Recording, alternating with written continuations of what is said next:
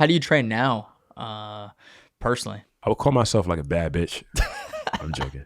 I'm joking. I train like a athlete who runs. Okay. Like That's I train a like bad bitch. Yeah, it really is the baddest. You know what I mean? The baddest. Yeah, I train like an athlete who runs. Like I think I don't skip like that. Do athletes not run?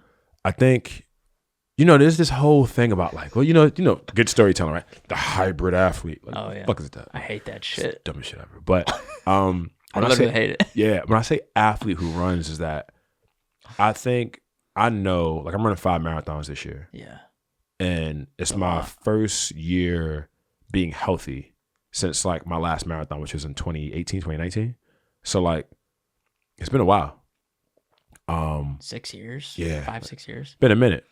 Just has been. Yeah. But the truth is that leading up to those previous stints between now and 2018, 2019, is that I kept getting hurt when I ramped up my volume. So like, as a coach, at least for me anyway, when one of my athletes gets hurt, the first thing I do is look at the programming. I go, where did I miscalculate? Where did I lean in too much? Did I advance us too far too soon? Did I not do enough in the time frame that I allotted? Did I do too much in this allotted time frame? Like, you can always look at your programming and pinpoint like where things kind of like went astray. And I think for me, it's been really important to like be objective about my own programming, even to a point of like hiring other people to observe it and like look at it for me and give me feedback on it. So I say that to say that it's been a game changer being able to program and then simultaneously learn from my programming and like let it inform how I train both on the track, on the road when I'm running, and in the weight room. So like one of the things I really liked about your content, you talked about how, man, I split my days up. Because initially when I would train, I would have total body gym days. It's like when I go in here and I do upper and lower body and then I try to run, I'm finished. Yeah, that's a lot. Like, I'm finished. And what I've learned over the years is that like if I'm a runner, going into my day, the thing I want to be the best at and feel the closest to 100% is my runs. Yeah. Because that's what I'm competing to do. If I was competing to play basketball, it'd be different. Right. I'm competing to run. So like, I'm always going to run first. Like I'm always going to run in the morning, get my run out the way, and then give myself a few hours, and then I'll lift later on that afternoon or later on that day. But yeah, for me, it's like the programming. Like the programming is really like where I feel really confident. Like as a coach, I know I'm smart. I can be articulate and think of bars and creative things to say to inspire people. But when it comes to programming, I know I just have a lot of confidence in my ability to inspire people, my ability to tell a story, and my ability to program for somebody. Like I just know I'm good at it because I fucked up so many times. Yeah. So yeah, that's the biggest teacher. Yeah. It's like, I was really bad. That's why I got really good. I forgot what we were talking about. I'm sorry. I was just asking like how you kind of train now. I'm curious. Obviously, like you're a bigger dude, 6'5". Yeah. Like running usually doesn't come super naturally. No, it doesn't. To bigger guys like yourself. Yeah. So like, how like what's maybe just like walk through like a typical week of training for these 5 marathons this year? Yeah. So I would say my week kind of starts. I count like my Sunday as like my day.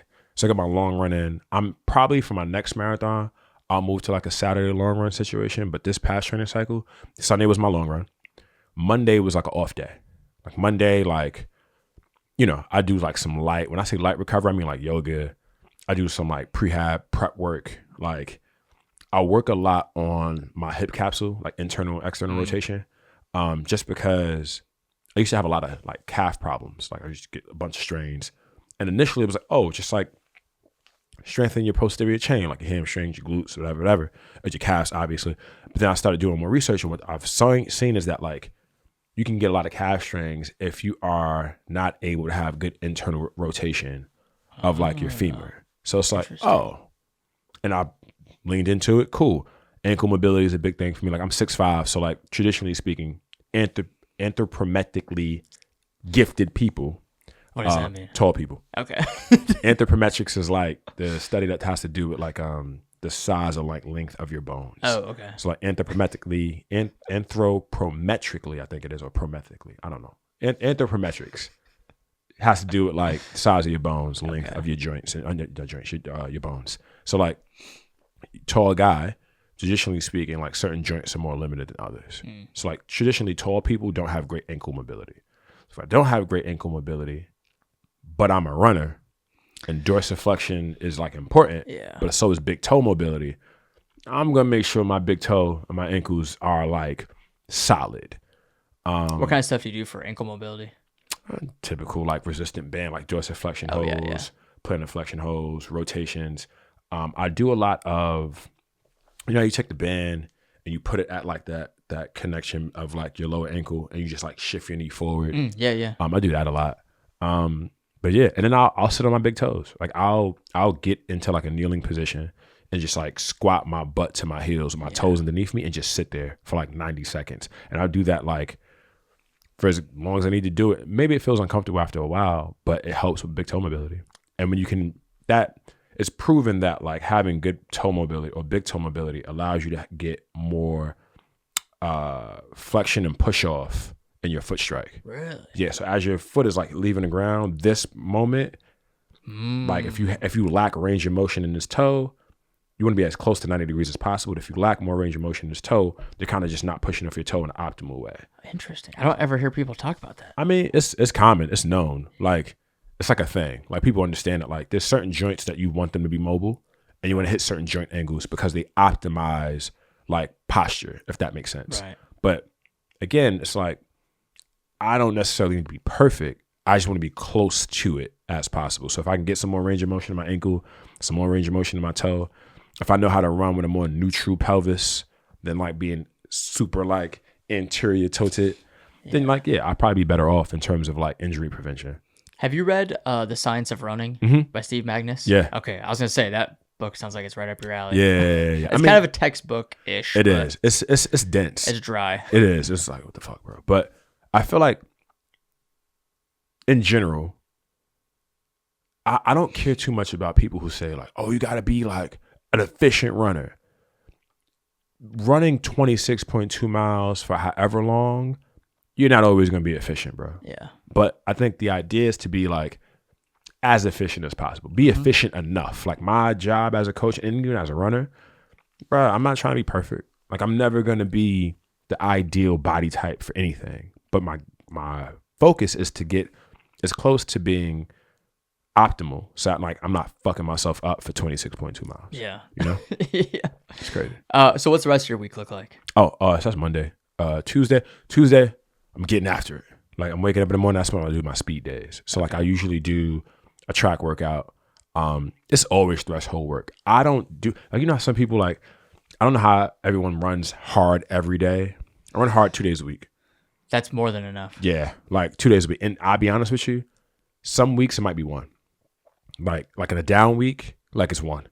But like most weeks, like I usually, when I build out training blocks, it's like a 4-week microcycle, and that 4th week is a down week every 4 weeks.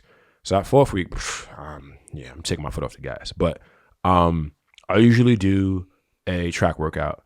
And I would say relative to the race that I'm training for, is really going to dictate like the distances that I'm running. Right. Like if I'm running like I'm training for a marathon, I'm probably going to like a series of like 1Ks. If I'm like getting back into shape, I might make it 800s, right? Like, but if I'm already coming in pretty fit and I'm ready to go, I'm starting out with 1Ks.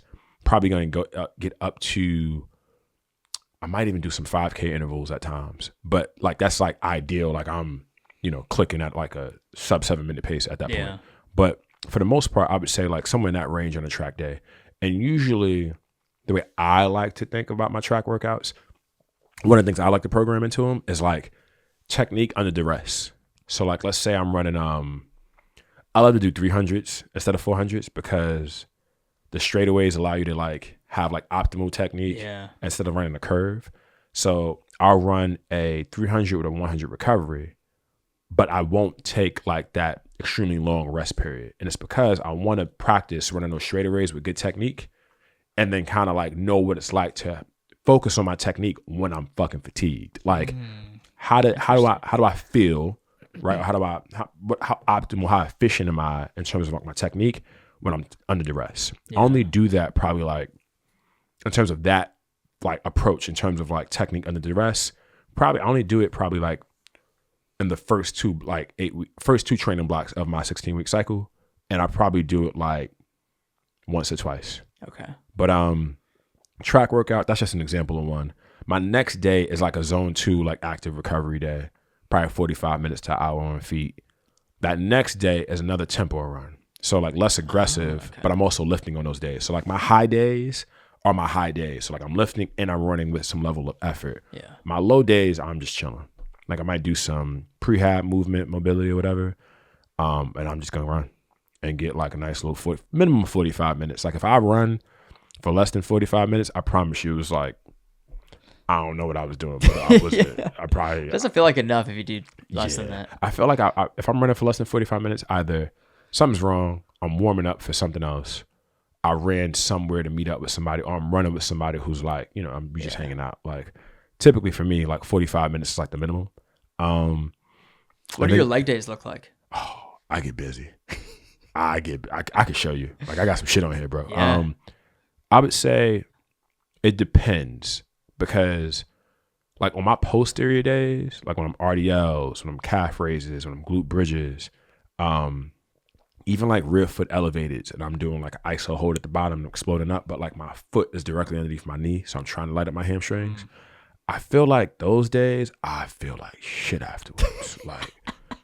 like interior stuff, like front squats, back squats, like, box jumps, I feel fine. I'm the exact opposite. Bro, oh God, like I be feeling like shit. But I would say that like I typically try to, on my leg days, I typically try to like beat the fuck out of myself.